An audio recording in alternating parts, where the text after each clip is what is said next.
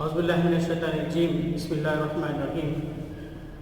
آج سے جماعت اسلامی ہند حبیب نگر جماعت کی جانب سے ہفتہ واری آن لائن اجتماع کا آغاز کیا جا رہا ہے۔ یہ انشاءاللہ بعد نماز ہر روز بعد نماز مغرب لائیو ٹیلی کاسٹ کیا جائے گا۔ آج کے ہمارے اس پروگرام کو جناب عبداللطیف صاحب امیر مقامی درس قرآن سے اس پروگرام کا آغاز کریں گے۔ میں عبداللطیف صاحب سے خواہش کرتا ہوں کہ وہ درس قرآن پیش کریں۔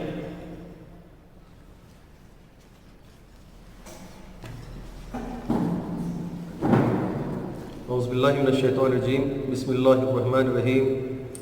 یا ایھا الذین آمنوا استعینوا بالصبر والصلاۃ ان اللہ مع الصابرین ولا تقولوا لمن یقتل فی سبیل اللہ اموات بل احیاء ولکن لا تشعرون وَلَنَبْلُوَنَّكُم مِّنَ الْخَوْفِ وَالْجُوعِ وَالنَّقْصِ مِّنَ الْأَمْوَالِ وَالْأَنفُسِ وَالثَّمَرَاتِ وَبَشِّرِ الصَّابِرِينَ الَّذِينَ إِذَا أَصَابَتْهُمْ مُصِيبَةٌ قَالُوا إِنَّا لِلَّهِ وَإِنَّا إِلَيْهِ رَاجِعُونَ أُولَٰئِكَ عَلَيْهِمْ صَلَاةٌ مِّن رَّبِّهِمْ وَرَحْمَةٌ وَأُولَٰئِكَ هُمُ الْمُهْتَدُونَ۔ صدق اللہ العلی العظیم۔ محترم حضرات، عزیز بھائیوں، ابھی میں آپ کے سامنے سورہ بقرہ کی 153 تا 157 آیتوں کی تلاوت کیا ہوں۔ انشاءاللہ ہم اس کی ترجمانی سماعت فرمائیں گے۔ اے لوگوں جو ایمان لائے ہو، صبر اور نماز سے مدد لو، اللہ صبر کرنے والوں کے ساتھ ہے۔ اور جو لوگ اللہ کی راہ میں مارے جائیں انہیں مردہ نہ کہو، ایسے لوگ تو حقیقت میں زندہ ہیں، مگر تمہیں ان کی زندگی کا شعور نہیں، اور ہم ضرور تمہیں خوف، خطر، فاقہ کشی، جان و مال کے نقصانات اور آمدنیوں کے گھاٹے میں مبتلا کر کے تمہاری آزمائش کریں گے۔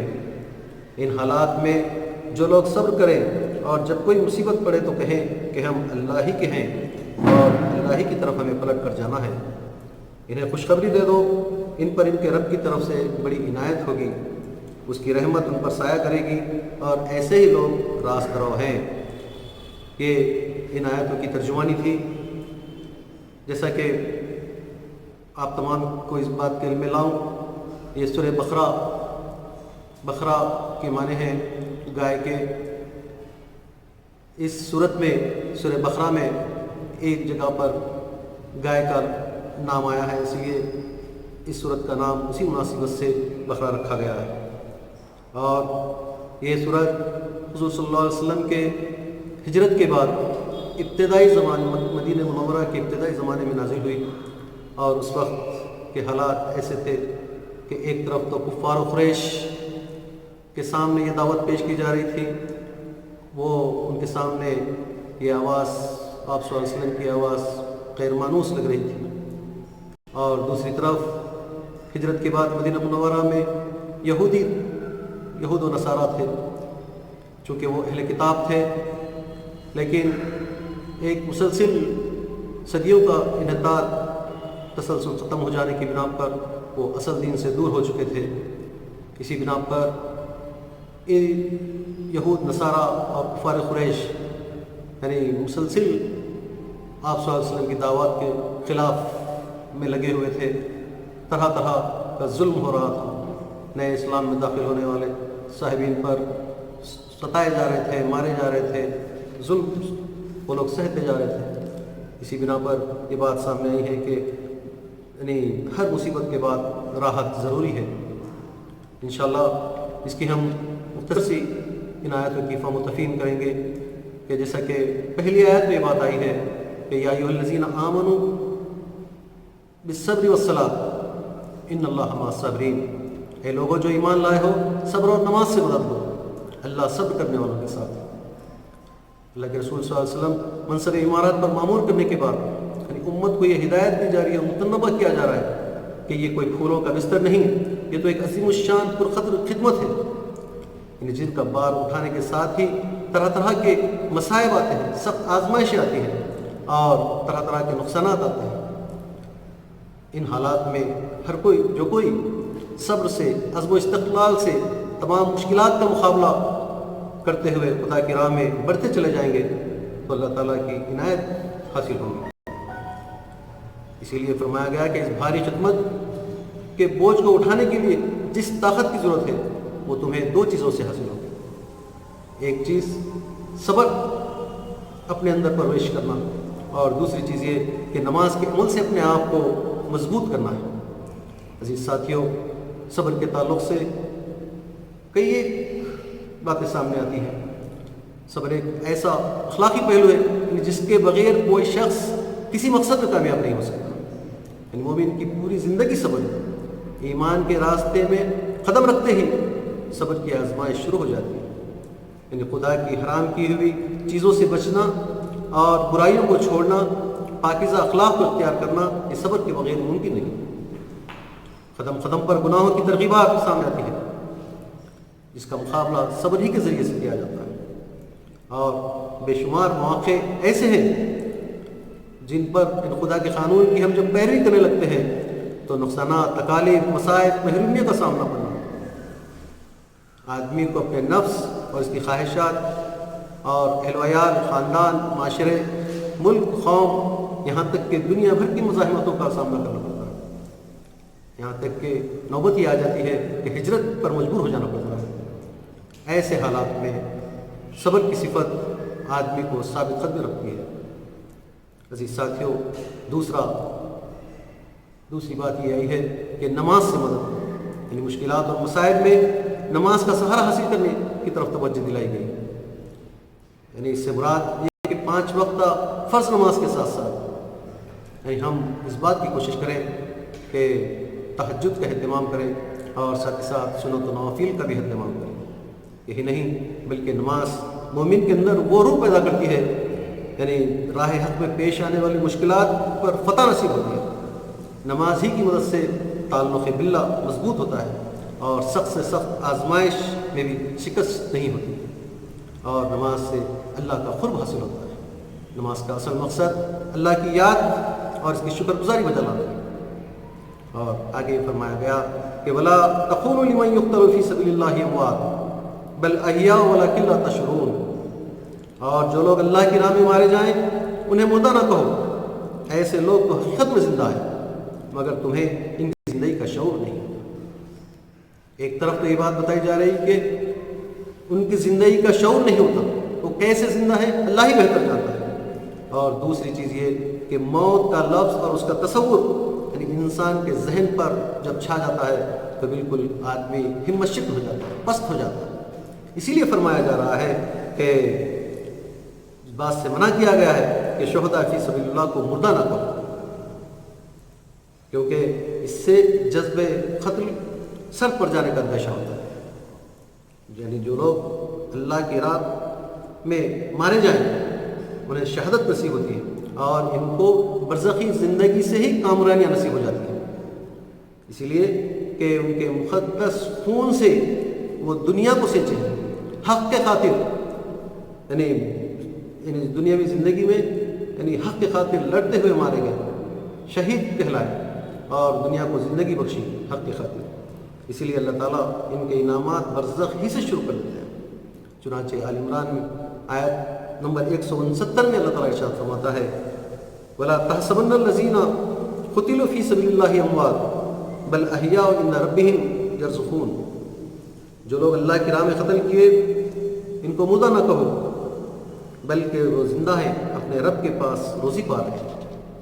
और अल्लाह ताला आगे फरमाता है वला नबलुवन्नकुम बिश्शैइन मिनल खौफ़ि वल जूइ व नक़्सिन मिनल अम्वालि वल अनफ़ुसि वस्समरात व बश्शिरिस साबिरीन अल्लज़ीना इज़ा असाबतहुम मुसीबतुन क़ालू इन्ना लिल्लाहि व इन्ना इलैहि राजिऊन। और हम ज़रूर तुम्हें खौफ, ख़तर, फ़ाक़कशी, जान माल के नुकसानात, आमदनियों के घाटों में मुब्तला करके तुम्हारी आजमाइश करेंगे। इन हालात में जो लोग सब्र करें और जब कोई मुसीबत पड़े तो कहें हम अल्लाह ही के हैं और अल्लाह ही की तरफ पलट कर जाना है। अज़ीज़ साथियों, यहाँ पर सबसे अहम चीज़ जो हमारे सामने आती है ये बात कही गई कि हम अल्लाह ही के हैं, यानी जो चीज़ की भी कुर्बानी हुई गोया ठीक मसरफ़ में हुई, यानी खौफ ख़तर हो या फ़ाक़ा कशी हो या जान माल के नुकसानात हो या आमदनियों के घाटे हो, یعنی جو کچھ بھی قربانی ہوئی وہ ایسا سمجھیے کہ وہ ٹھیک مصرف میں ہوئی، یعنی جس کی چیز تھی اس کے کام آ گئی، یہ اللہ کے لیے اور ہم کو اللہ کی طرف پلٹنا ہے۔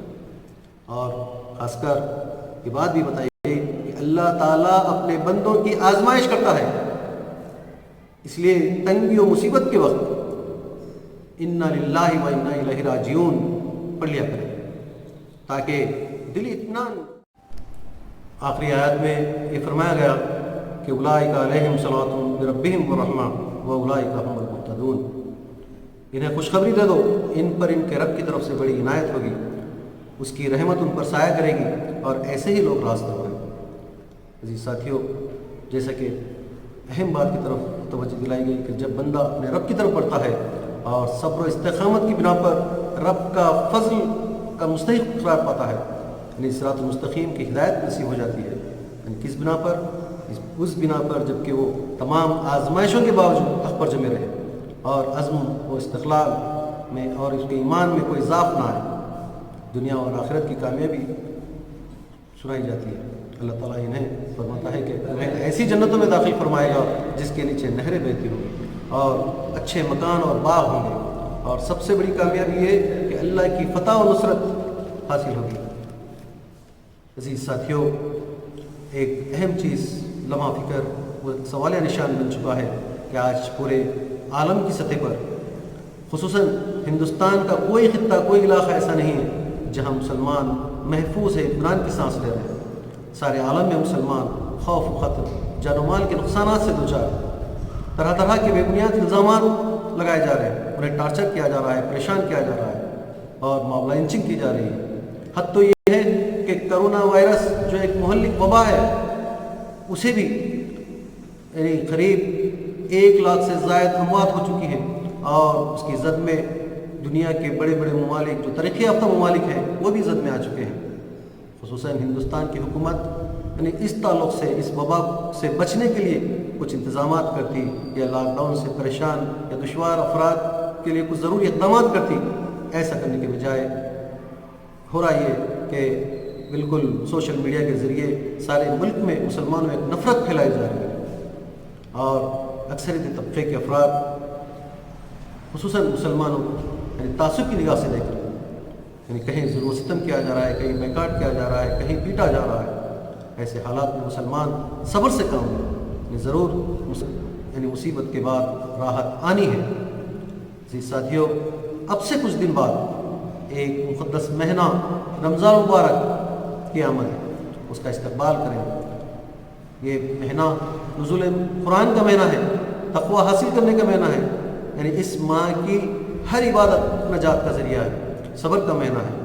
اور ایک اہم بات ہمارے لیے ایک اچھی بات یہ ہے کہ ہمیشہ ہمارے گھر کے سارے افراد، مرد حضرات چونکہ تاجر ہوا کرتے ہیں، ملازمت پیشہ والے ہوتے ہیں، اپنے اپنے کاموں میں مصروف رہتے تھے، لیکن اس ملک میں، سارے ملک میں لاک ڈاؤن کی وجہ سے گھروں میں بیٹھے ہوئے یہ ایک اچھا موقع ہے کہ ہم تمام بچے، بڑے، ماں باپ، بیوی، شوہر سب مل کر ایک جگہ جمع ہوئے، رمضان کا استقبال کریں، سب روزے رہیں، نمازوں کا اہتمام کریں، تہجد کا اہتمام کریں، سنت و نوافل کا اہتمام کریں، اور خاص کر قرآن مجید کے نزول قرآن کا مہینہ ہونے کے باعث یعنی قرآن مجید کو ترجمانی کے ساتھ مکمل کرنے کی کوشش کریں، اور ساتھ ہی ساتھ اللہ کے رسول صلی اللہ علیہ وسلم اور صحابہ کرام رضی اللہ تعالیٰ عنہ کے اسوہ پر مبنی کتابوں کا مطالعہ کریں، اور ساتھ ہی ساتھ یعنی رمضان کا بھرپور استقبال کریں۔ اللہ تعالیٰ سے دعا ہے کہ اللہ تعالیٰ اس کرونا وائرس جو مہلک وبا ہے اس کو رمضان مبارک کے آمد سے پہلے اس کا خاتمہ فرمائے، اور سارے عالم کے مسلمانوں کی جان، مال، عزت، آبرو کی حفاظت فرمائے، امن و چین نصیب فرمائے، اور ہندوستان کے امن کو بحال کر دے۔ آمین۔ وآخر دعوانا الحمدللہ رب العالمین۔